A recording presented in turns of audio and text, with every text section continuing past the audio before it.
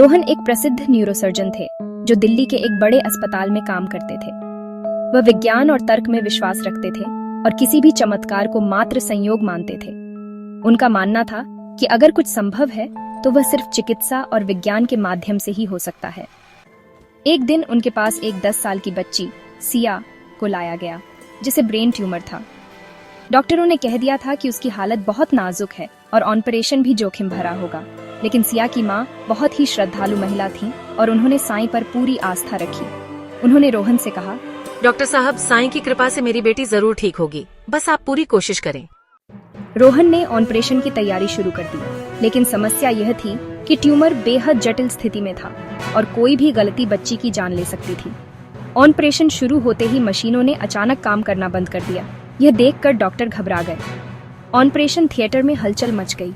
तभी रोहन ने देखा कि ओटी में एक सफेद कपड़ों में बुजुर्ग खड़े थे। उनकी आंखों में एक गहरी शांति थी। उन्होंने धीरे से कहा, डरना मत बेटा, शांत मन से काम करो, साईं तुम्हारे साथ हैं। रोहन को समझ नहीं आया कि यह व्यक्ति कौन है और वे ओटी में कैसे आए, लेकिन उनके शब्दों ने उसके दिल को अजीब सुकून दिया। उसने गहरी सांस ली और पूरे आत्मविश्वास से ऑपरेशन जारी रखा। कुछ ही मिनटों में मशीनें फिर से ठीक हो गईं और ऑपरेशन बिना किसी जटिलता के सफल हो गया। जब रोहन ओटी से बाहर निकले तो उन्होंने राहत की सांस ली। सिया अब खतरे से बाहर थी। उन्होंने सोचा कि वह बुजुर्ग कौन थे जो अचानक प्रकट हुए थे।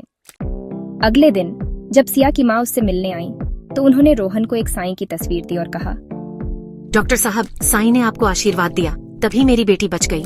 जैसे ही रोहन ने तस्वीर देखी, उनके हाथ कांपने लगे। तस्वीर में वही बुजुर्ग थे जिन्हें उन्होंने ओटी में देखा था। उस दिन के बाद रोहन का साईं के प्रति नजरिया बदल गया।